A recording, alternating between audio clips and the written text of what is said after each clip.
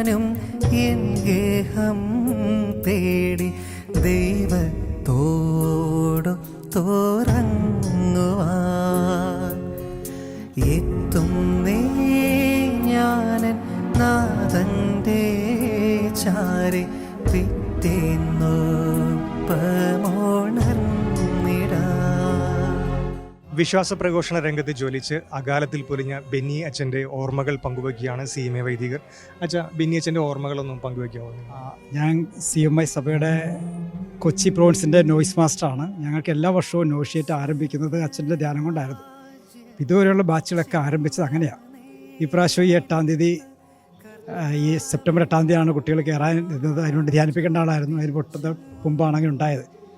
അത് ഞങ്ങൾക്ക് വലിയൊരു നഷ്ടമാണ്. അതുപോലെ തന്നെ എപ്പോഴും കുട്ടികൾ ദൈവവിളിയിൽ ഒരു കൈസുണ്ടാകുമ്പോൾ ഞങ്ങൾ ആശ്രയിച്ചുകൊണ്ടിരുന്നത് അച്ഛനെയായിരുന്നു, അച്ഛൻ്റെ ശക്തിയായിരുന്നു. അച്ഛൻ്റെ വേർപാടിൽ ഞങ്ങളെല്ലാവരും ദുഃഖിതരാണ്. പ്രത്യേകിച്ച് അച്ഛൻ്റെ കീഴിൽ ഇങ്ങനെ ഈ ദൈവാനുഭവം കിട്ടിയ ചെമ്മാച്ചന്മാരെല്ലാവരും വളരെ വേദനയോടുകൂടിയാണ് ഈ സംസ്കാരത്തിൽ പങ്കെടുക്കുക. അച്ഛനെ പെട്ടെന്ന് മനസ്സിലേക്ക് വരുന്നത് ചിത്രം, അച്ഛൻ പ്രാർത്ഥനയുടെ ഒരു മനുഷ്യനായിരുന്നു. മുട്ടുകളൊക്കെ അച്ഛൻ്റെ പൊട്ടി കിടക്കുന്നതാണ്. അത് ഈ കറുകുറ്റിയിലെ കൊവയന്തയിലെ നട കയറി ജപമാല ചൊല്ലിയ മുട്ട് ഒരുപാട് പൊട്ടിയിട്ടുണ്ട്. അതുപോലെ ഒരുപാട് പേർക്ക് ഈ പ്രാർത്ഥനയുടെ ഒരു അനുഗ്രഹമായിട്ട് മാറിയിട്ടുണ്ട്. തീയായിരുന്നു അച്ഛൻ. വചനം അദ്ദേഹത്തിൻ്റെ ഉള്ളിൽ തീപ്പന്തം പോലെയായിരുന്നു. അത് വചന പ്രഘോഷണങ്ങളിലും രോഗശാന്തി ശുശ്രൂഷകളിലും ആരാധനകളിലും ഒക്കെ നിറഞ്ഞു നിന്നിരുന്നു. ആലുവ ബൈബിൾ കൺവെൻഷൻ്റെ നെടുന്തൂണായിരുന്നു അച്ഛൻ. അച്ഛൻ്റെ ഈ വിടവ് എങ്ങനെ, എത്രത്തോളം ദുഃഖത്തോടെയാണ് കാണുന്നത്? അദ്ദേഹം ഒരു സഹനത്തോടു കൂടിയിട്ട് ശുശ്രൂഷ ചെയ്യാനായിട്ട് ഏറ്റവും മുമ്പിൽ നിന്ന ഒരാളാണ്. കഴിഞ്ഞ വർഷത്തെ ബൈബിൾ കൺവെൻഷൻ നമുക്കറിയാം, പകൽ മുഴുവൻ രാജഗിരിയിൽ അഡ്മിറ്റ്, വൈകുന്നേരം ശുശ്രൂഷ ചെയ്യാനായിട്ട്. ഇനി ഇതിനു മുമ്പ് നമുക്ക് ഫറച്ചനായിരുന്നു, ആലുവ കൺവെൻഷനെ തുടർന്ന് ഇപ്പോൾ ബെന്നി അച്ഛനായിരുന്നു. എനിക്ക് സമീപനാളിൽ എനിക്ക് തോന്നുന്നില്ല ഒരു ശുശ്രൂഷയിൽ തീയായിട്ട് നിൽക്കുന്ന, പ്രത്യേകിച്ച് കൊച്ചി തിരുഹൃദയ പ്രവിശ്യയിൽ നമുക്കൊരു പകരക്കാരനെ കിട്ടാനായിട്ട് ബുദ്ധിമുട്ടെന്നാണ് നമുക്കൊരു മനസ്സിലാക്കാനായിട്ട്. ത്യാഗത്തോടു കൂടിയിട്ട് പിന്നെ സഭ മൊത്തം പ്രാർത്ഥിക്കുന്നു. നമുക്ക് അത്രയും ജ്വലിക്കുന്ന തീക്ഷ്ണതയുള്ള ആരെങ്കിലുമൊക്കെ ഈ ശുശ്രൂഷയിലേക്ക് കടന്നു വരുമെന്നാണ് ഒരു പ്രതീക്ഷ. ഒരു പുരോഹിതനെ രൂപപ്പെടുത്തുന്നതിൽ ഒരു തീക്ഷ്ണമതിയായിട്ടുള്ള ഒരു അച്ഛനാണ് ഇപ്പോൾ നമുക്ക് നഷ്ടപ്പെട്ടിരിക്കുന്നത്. ആ അച്ഛൻ്റെ വേർപാട് എങ്ങനെ നോക്കി കാണുന്നു? തീർച്ചയായിട്ടും ഒരു പുരോഹിതൻ എന്ന് പറയുമ്പോൾ അത് കർത്താവിൻ്റെ ഒരു പകരക്കാരനാണ്. എല്ലാ രീതിയിലും ബെന്നി അച്ഛൻ കർത്താവിൻ്റെ ഒരു പകരക്കാരനായിരുന്നു. ഞാൻ മൂവാറ്റുപുഴ പ്രൊവിൻസിലെ ഒരു വൈദികനാണ്. അപ്പം ഞങ്ങളുടെ നവസന്യാസ കാലഘട്ടത്തിൽ തുടക്കം ഞങ്ങളുടെ ബെന്നി അച്ഛൻ്റെ ധ്യാനം കൊണ്ടായിരുന്നു ആരംഭിച്ചത്. തൻ്റെ അച്ഛൻ്റെ ശരിക്കും ജീവിതം കൊണ്ട് ഞങ്ങൾക്ക് ആ ഒരു വചനം പകർന്നു തന്നെ അച്ഛൻ്റെ ആ ഒരു തീക്ഷ്ണത ശരിക്കും പറയാം ഇപ്പോഴും ഞങ്ങളുടെ ജീവിതത്തിൽ എനിക്ക് തോന്നുന്നു എൻ്റെ നവസന്യാസ കാലത്ത് ഏറ്റവും അനുഗ്രഹമായിട്ട് മാറിയത് അച്ഛൻ്റെ ആ ഒരു ധ്യാനം ഇപ്പോഴും ഞങ്ങൾക്ക് അതൊരു ശക്തിയായിട്ട് നിൽക്കുന്നുണ്ട്.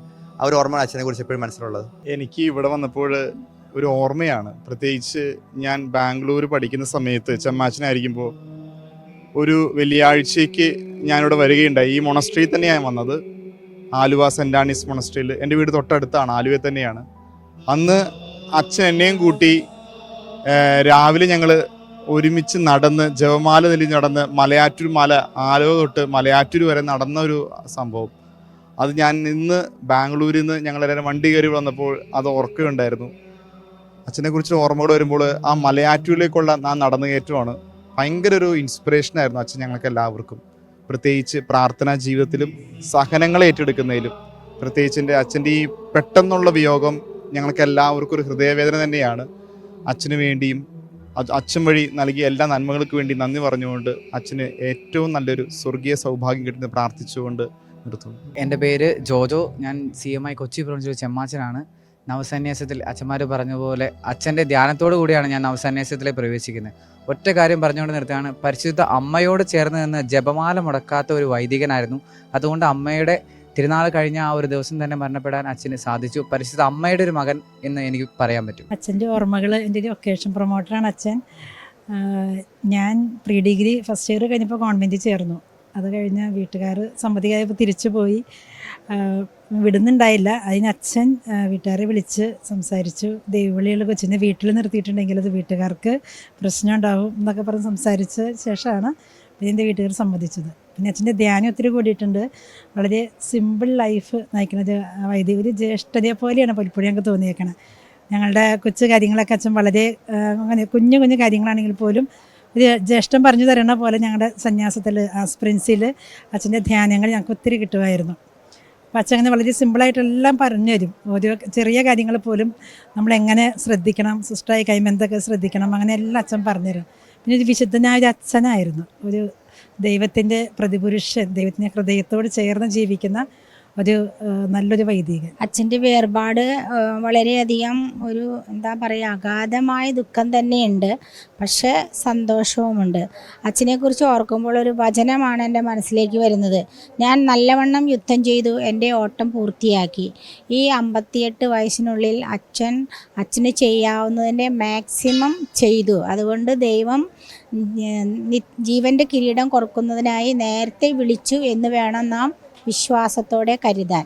പിന്നെ അച്ഛനെ സംബന്ധിച്ച് പറയുകയാണെങ്കിൽ ഒരു പ്രാർത്ഥനയുടെ മനുഷ്യനായിരുന്നു, പരിത്യാഗത്തിൻ്റെ മനുഷ്യനായിരുന്നു. അച്ഛനൊരു പുരോഹിതനായതിൻ്റെ ഒരു ലക്ഷ്യമുണ്ടായിരുന്നു, ആത്മരക്ഷ, ആത്മാക്കളുടെ രക്ഷ.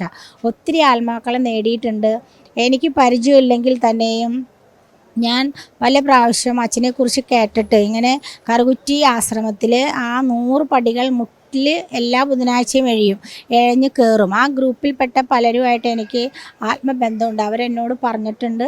അങ്ങനെ എഴഞ്ഞ് കയറി പാതിരാക്കി അവിടെ പള്ളിയുടെ മുകളിലെത്തിക്കഴിയുമ്പോൾ കുർബാന അർപ്പിച്ചിട്ടാണ് അവർ പിരിയുന്നത്. മിക്കവാറും യൂത്തുകളാണ്. അതെന്നെ സ്പർശിച്ചിട്ടുണ്ട്. ഇന്നലെ മരണവാർത്ത കേട്ടപ്പോൾ എനിക്ക് വരണമെന്ന് ആഗ്രഹമുണ്ട്. അപ്പം തന്നെ ഞാൻ അറിയിച്ചു ഇന്ന് എനിക്ക് വരണമെന്ന്. അപ്പോൾ അങ്ങനെ എനിക്ക് വരാൻ പറ്റി. ഫ്യൂണറൽ കൂടണമെന്ന് വിചാരിച്ചു. ഒരു വിശുദ്ധൻ്റെ ശവസംസ്കാര ചടങ്ങിലാണ് ഞാൻ പങ്കെടുത്തത് എന്നെനിക്ക് പൂർണ്ണ ബോധ്യമുണ്ട്. ഒരു വിശുദ്ധ ജീവിതമായിരുന്നു. അച്ഛൻ്റെ ജീവിത മാതൃകയിൽ കണ്ടിട്ട് എന്തെങ്കിലുമൊക്കെ ഒരു പരിത്യാഗം അച്ഛനെ പോലെ ഇന്നു മുതൽ എൻ്റെ ആത്മരക്ഷയ്ക്കും ആത്മാക്കളുടെ രക്ഷയ്ക്കും വേണ്ടി ചെയ്യാൻ ഞാൻ തീരുമാനം എടുത്തിട്ട് അവിടെ നിന്ന് പോണേ. അച്ഛനെ ആദ്യമായിട്ട് വചനപ്രഘോഷണ പരിശീലന രംഗത്താണ് ഞാൻ പരിചയപ്പെടുന്നത്. അത് ജീവസിൽ വെച്ച് തന്നെയാണ്. പിന്നെ ഒപ്പം തന്നെ ഞങ്ങളുടെ സ്കൂളുകളിലെല്ലാം ധ്യാനിപ്പിക്കാനായിട്ട് പല ട്രിപ്പിൽ വരാറുണ്ട്. അപ്പോൾ അച്ഛൻ്റെ ടീമുമായിട്ട് നല്ല ബന്ധമുണ്ട്. അച്ഛനെക്കുറിച്ച് മനസ്സിൽ ഓർക്കുമ്പോൾ തീക്ഷ്ണത, പ്രാർത്ഥിച്ചിട്ടാണ് രാവിലെ വരിക. രാവിലെ എഴുന്നേറ്റ് 3 മണിക്ക് തൊട്ട് കരുണക്കൊന്തയൊക്കെ ചൊല്ലി പ്രാർത്ഥിച്ചിട്ടാണ് ഓരോ ദിവസവും ധ്യാനത്തിന് വരിക. അപ്പോൾ അതെന്നെ വളരെ പ്രചോദിപ്പിച്ചിട്ടുണ്ട്. പേഴ്സണലായിട്ട് ലൈഫിൽ ജീവിച്ചിട്ടാണ്, പ്രാർത്ഥിച്ച് സ്വർഗത്തിൻ്റെ അരൂപിയിൽ നിന്നാണ്. അതുപോലെ തന്നെ എനിക്ക് അതായത് ആത്മാവ് തരും പ്രചോദനം, അല്ലാതെ നമ്മിൽ നിന്ന് മാത്രമല്ല ഈശോ തരും എന്നുള്ള വലിയൊരു പ്രത്യാശയിലേക്ക് വചനപ്രഘോഷണ രംഗത്ത് നയിച്ചിട്ടുണ്ട്. അച്ഛൻ്റെ അനുഭവങ്ങൾ അങ്ങനെ പറഞ്ഞത് എനിക്ക് ഇന്നെന്ന പോലെ ഓർമ്മയിൽ നിൽക്കുന്നുണ്ട്. ആദ്യമായിട്ട് എങ്ങനെയാണ് ഈശോ സ്വർഗത്തിൽ നിന്നൊരു കൃപയായിട്ടത് നൽകിയതെന്നും പിന്നെ ഒത്തിരിയേറെ തീക്ഷ്ണമായിട്ടുള്ള അനുഭവങ്ങളിൽ കൂടെ, നെഗറ്റീവ് അനുഭവങ്ങളിൽ കൂടെ പോകുമ്പോഴും അതിനെല്ലാം അതിജീവിക്കാനുള്ള കരുത്ത് ഈശോയിൽ നിന്ന് എങ്ങനെയാണ് സമ്പാദിക്കുന്നത് എന്നുള്ളത്. പിന്നെ വളരെ ലളിതമാണ്. ഞാൻ ഒത്തിരി പേഴ്സണലായിട്ട് വർത്തമാനം പറയാറുണ്ട്. ഇപ്പോൾ സ്കൂളിലൊക്കെ വരുമ്പോഴും ഞങ്ങളുടെ പിള്ളേരെ ധ്യാനിപ്പിക്കാനൊക്കെ വരുമ്പം നമുക്ക് എന്താണോ എന്ത് ചോദിക്കാനുണ്ടെങ്കിലും പറഞ്ഞാലും വളരെ ഒരു തുറന്ന മനസ്സോടെ സ്വീകരിക്കും. അതുപോലെ കുട്ടികളെ സ്വന്തമായിട്ട് കരുതി ആ കുട്ടികൾക്കുള്ള ടോക്കും എല്ലാവരെയും വിശുദ്ധിയിലേക്ക് വളർത്തുക. അതായത് താൻ മാത്രമല്ല, താനുമായിട്ട് ബന്ധപ്പെടുന്ന ലോകം മുഴുവനെയും തൻ്റെ ആ ദൗത്യത്തിലേക്ക് പങ്കുകാരാക്കുക എന്നുള്ള വലിയൊരു വിശാല മനസ്സിൻ്റെ ഉടമയാണ്. അതുകൊണ്ടാണ് ഞാനിന്ന് രാവിലെ തൊട്ടിവിടെ ഉണ്ടായിരുന്നു. ഞാൻ അകലെയാണ്, പക്ഷെ രാവിലെ തൊട്ട് ആ അച്ഛൻ്റെ സുവിശേഷത്തിൻ്റെ അഗ്നി അത് നമ്മിലേക്കും പടരട്ടെ, ലോകം മുഴുവനിലേക്കും പടരട്ടെ, ആ ഒരു ചൈതന്യം ലഭിക്കട്ടെ.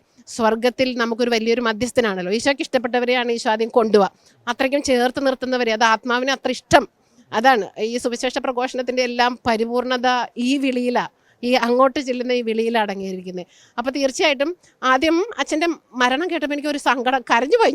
ഞാൻ അങ്ങനെ പെട്ടെന്ന് അങ്ങനെ ഓർമ്മയില്ല അങ്ങനെ നമുക്കിങ്ങനെ കരഞ്ഞിട്ടുള്ളൂ. പക്ഷേ ആദ്യം ദൈവമേ അച്ഛൻ മരിക്കില്ലായിരുന്നു എന്നാണ്. പക്ഷേ എനിക്ക് അടുത്ത മൊമെൻറ്റിൽ ഓർമ്മ വന്നത് അച്ഛൻ തീർച്ചയായിട്ടും ഈശോയുടെ പ്രിയപ്പെട്ടവനാണ്. അതുകൊണ്ടാണ് ഈശോയുടെ പ്രിയപ്പെട്ടവരെയാണ് ഈശോ പെട്ടെന്ന് സ്വന്തമാക്കുക.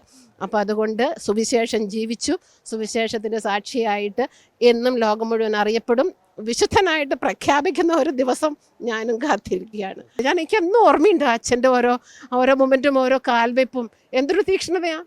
അനുഭവങ്ങളെല്ലാം ഇപ്പം ഇന്ന് പ്രസംഗത്തിന് പറഞ്ഞ അനുഭവങ്ങളെല്ലാം നമ്മളോടും പറയാറുണ്ട്. അപ്പോൾ ഓരോ സ്റ്റെപ്പിലും എന്തൊരു തീക്ഷ്ണതയാണ്. ആ ഒരു തീക്ഷ്ണതയാൽ എല്ലാവരും ജ്വലിക്കട്ടെ, അടുത്ത ജനറേഷൻ ജ്വലിക്കട്ടെ, നമുക്ക് എല്ലാവർക്കും കൃപ ലഭിക്കട്ടെ. അച്ഛൻ എൻ്റെ കുടുംബത്തിലെ ഒരു സഹോദര തുല്യനായ ഒരാളാണ്. ചെറുപ്പം തുടങ്ങി അറിയണതാണ് അച്ഛനെ. പിന്നെ ഞാൻ ഈ ഇൻസ്റ്റിറ്റ്യൂട്ടിൽ അച്ഛൻ്റെ ജീവസിൽ ടീച്ചറായിട്ട് വർക്ക് ചെയ്തിരുന്ന ആളാണ്. അപ്പോൾ അച്ഛനെ പറ്റി പ്രത്യേകം പറയാമെന്ന് വെച്ചാൽ അച്ഛനൊരു പ്രാർത്ഥിക്കാമെന്ന് പറഞ്ഞു കഴിഞ്ഞാൽ അച്ഛൻ അർപ്പിക്കുന്ന ബലി, ആ ബലിയിൽ അച്ഛൻ നമ്മുടെ പേരെടുത്ത് പറഞ്ഞ് പ്രാർത്ഥിക്കുന്നതും പിന്നെ ആ ഒരു കാര്യം വീട്ടിലേക്ക് അത് നടന്നു എന്നൊക്കെ ചോദിക്കുകയും നമ്മളോട് വളരെയധികം അറ്റാച്ച്ഡ് ആയിട്ടുള്ള ഒരു അച്ഛനാണ്. അച്ഛൻ്റെ ധ്യാനം എന്ന് പറഞ്ഞാലും ഞാൻ പല പ്രാവശ്യം അച്ഛൻ്റെ ധ്യാനത്തിന് പാടാനൊക്കെ എനിക്കൊരു അവസരം ലഭിച്ചിട്ടുണ്ട്.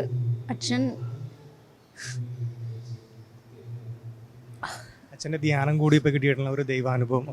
എൻ്റെ ഹസ്ബൻഡ് ക്യാൻസർ രോഗിയായിരുന്നു. അച്ഛൻ്റെ പരിഗണനയിൽ എൻ്റെ ഹസ്ബൻഡിനെ വേണ്ട വിധത്തിൽ എനിക്ക് പറയാൻ വാക്ക് കിട്ടണില്ല.